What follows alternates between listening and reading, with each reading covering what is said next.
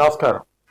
ఈరోజు స్టూడియోలో మనతో ప్రముఖ రాజకీయ విశ్లేషకులు, దర్శక నిర్మాత మల్లా రమేష్ గారు ఉన్నారు. మల్లా రమేష్ గారు నమస్తే అండి. నమస్తే అండి. సార్, మీరు బహుముఖ ప్రజ్ఞాశాలి అని మిమ్మల్ని చెప్పవచ్చు. అయితే ప్రస్తుతం దేశ రాజకీయాల్లోనూ మరి రాష్ట్ర రాజకీయాల్లోనూ సంచలనంగా మారిన అక్షరం ఏదైనా ఉంటే అది జెన్జీ. ఈ జెన్జీని ఓన్ చేసుకోవటానికి ప్రతి రాజకీయ పార్టీ ముందుకు దుక్కుతా ఉన్నారు. ఇందులో ప్రధానంగా మరి ఢిల్లీలో జంతర్ మంతర్ దగ్గర నీటి మీద కాక్రోచ్ జనతా పార్టీ వాళ్ళు ప్రదర్శనలు చేస్తూ ఉంటే వెంటనే మరుసటి దినమే రాహుల్ గాంధీ రంగంలోకి దిగి మేము కూడా ఉన్నాము అని చెప్పి హైజాక్ చేయడానికి ప్రయత్నం చేశారు. అయితే దీన్ని ఏ విధంగా చూడాలి? అసలు జెన్జీ అంటే అది ఒక జనరిక్ టర్మ్, యూత్ని 1990 నుంచి 2000 వరకు పుట్టిన యువత, అంటే ఇప్పుడు 15 సంవత్సరాల నుంచి 26 సంవత్సరాల వరకు ప్రస్తుతం ఉన్న యువతని జెన్జీ అని అంటారు. ఆ యువత అన్ని రాజకీయ పార్టీల్లో ఉంటారు కదా, దీన్ని ఎలా విశ్లేషిస్తారు? అంటే ఇప్పుడు జనరల్ గా యూత్లో ఏమవుతుందంటే వాళ్ళకు బయట ప్రపంచం కంటే ఆ పక్కనున్న వారి ప్రభావం ఎక్కువ ఉంటుంది. పక్కనున్న ప్రభావం అంటే ఈ విద్యార్థి దశలో రకరకాల విద్యార్థులు, రకరకాల ప్రాంతాల వారు, రకరకాల భావాల వాళ్ళు వస్తారు కాబట్టి వాళ్ళలో అత్యుత్సాహం, స్పీడు, చెడ్డవాళ్ళు ఉంటారు. మిగతా వాళ్ళు సైలెంట్గా ఉన్నా కూడా వాళ్ళకు కొద్ది కనెక్టివిటీ ఏర్పడిన తర్వాత వీళ్ళు సైలెంట్గా నేను ఉండే బ్యాచ్ ఉంటారు, లేదా వాళ్ళు కలిసిపోయి మమానిపించే బ్యాచ్ కూడా ఉంటారు. ఇప్పుడు ఏంటంటే వాళ్ళకు ఉద్రేకం ఎక్కువ, శక్తి ఎక్కువ, కాబట్టి వాళ్ళని ఉపయోగించుకొని వాళ్ళు ఓటు బ్యాంకా కాదా పక్కన పెడితే వాళ్ళని ఉపయోగించుకుని అల్లర్లు జరపచ్చు, ఆందోళన జరపచ్చు, ఉద్యమాలు జరపచ్చు, వాళ్ళకి సరిపోతారు కాబట్టి ఏ విధంగా మార్చడానికి వీలుగా ఉంటుంది. ఉదాహరణకు మన బొద్దింకల పార్టీ అని పేరు పెట్టి అసలు పేరే బాగలేదు, వింటానికి అసహ్యంగా ఉంది సార్, అది వేరే. ఆ జడ్జి గారు అన్నారు, ఆయన ఏదో వీళ్ళు క్యాచ్ చేసుకుని ఆ పెట్టింది ఎవడు జడ్జి కాదు, పెద్దోళ్ళే. సరే, వెనక ఎవరున్నారు పక్కన పెడితే వాళ్ళలో పార్టిసిపేట్ చేసినంత యూతే. వాళ్ళకి ఏం తెలుసు అసలు? మోడీని తిట్టడం కాదు మొదలు పెట్టి మతాన్ని తిట్టడం, దేశాన్ని తిట్టడం, సిగరెట్ తాగేటోడు ఒకడు, వాటేసుకుంటే ఒకడు, అమ్మాయిలు అయితే డ్రెస్సులు ఇష్టం వచ్చినట్టు ఎక్స్పోజింగ్ చేయడం, అబ్బాయి ఎవరు కూడా అశ్లీలంగా ఎదురున్న జర్నలిస్ట్, లేడీ జర్నలిస్ట్ ఇబ్బంది పెట్టడం, లేడీ చేసిన వాటేసుకోకపోవడం, వీళ్ళందరూ ఏంటంటే జంజీ ఏజ్ కొన్న అటు ఇటుగా ఉండొచ్చు, జంజీ ఏజ్లో ఉన్నారు. అంటే ఇది వీళ్ళ ప్రవర్తన ఏంటి, బయట ప్రపంచం ఏంటి, గోల ఏం తెలియదు వాళ్ళకు, మంచి చెడు ఏం తెలియదు. కాబట్టి వాళ్ళు ఏంటంటే మొగ్గు చూపుతారు. వాళ్ళని అడ్డు పెట్టుకుని కొంతమంది చెడు చేయడం కోసం ప్రయత్నం చేసే వాళ్ళు ఉన్నప్పటికీ కూడా వీళ్ళందరూ పార్టిసిపేట్ చేయరు.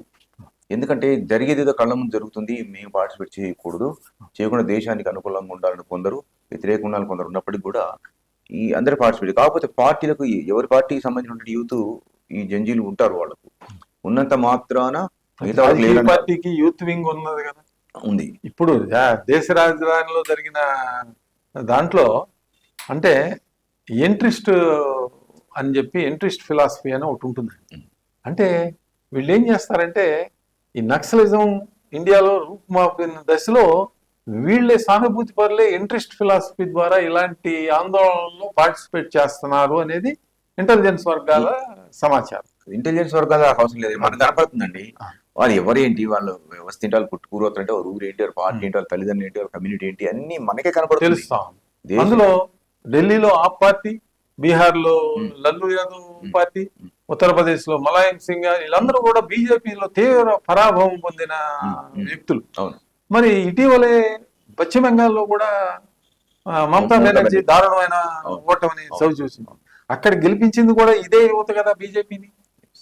కాబట్టి ఇక్కడ ఏంటంటే యూత్ ఎట్టి పరిస్థితుల్లో వాళ్ళ వైపు ఉన్నారని చెడగొట్టడానికి అలా. ఇప్పుడు ఢిల్లీలో ఎన్ని లక్షల మంది వచ్చారండి, 1000 మంది కదా, 1000 మంది. ఆ పరిమితం 1000 మందికి ముందు ప్లాంట్ కాబట్టి రాహుల్ గాంధీ ఎందుకు వచ్చాడు, పొలిటికల్ లేదన్నారు కదా, రాహుల్ గాంధీ వచ్చారు, మిగతా వాళ్ళు ఇన్వాల్వ్ అయ్యారు కదా అక్కడ. అంటే వాళ్ళు పొలిటికల్ కాదనుకుంటే ఒక పక్క చేస్తే అది ఆదరైంది కొద్దిమందే, లక్షల్లో లేరు. అది బహిరంగ సభ న్యూసెన్స్ చేసే క్రమంలో వీడియోలు తీసి వైరల్ ముందు వైరల్ ప్లాన్ తో వచ్చారు సడన్ గా. అవును, దీనికి మనం చూస్తున్నాము, మెటా ప్రధాని నరేంద్ర మోడీ సంభాషణనే తొలగించి అపాలజీ చెప్పి ఇలా పొరపాటు గ్లిచ్ వచ్చింది అని నోటీసులు తీసుకునేంత వరకు వెళ్ళింది అని అంటే వాళ్ళు ఏ విధంగా పనిచేస్తున్నాయి విదేశీ సంస్థలు? అందులో కూడా ఉన్నారు వీళ్ళు సంబంధించి ఇంటర్నేషనల్ లెవెల్లో ఫండింగ్ వస్తుంది, ఇలా గొడవ చేస్తే ఫండింగ్, పగలు కొడితే ఫండింగ్, సిగరెట్లు తాగినా కూడా ఫండింగ్ వస్తుంది. ఎందుకంటే సంస్కృతి చెడగొట్టడం వీళ్ళ పని, అనార్కీ. కాబట్టి అందరి యూత్ మాత్రం అలా కాదు. కాకపోతే దురదృష్టం ఏంటంటే యాంటీ బీజేపీ వాళ్ళే ఉన్నారు ఎక్కువ మంది, ఇట్లా న్యూసెన్స్ చేసేవాళ్ళు. దేశాన్ని వ్యతిరేకించే వాళ్ళు ఎక్కువ ఉన్నారు, పనిలో పనిగా ఆలోచిస్తే హిందూ మతాన్ని వ్యతిరేకించే వాళ్ళు ఎక్కువ ఉన్నారు.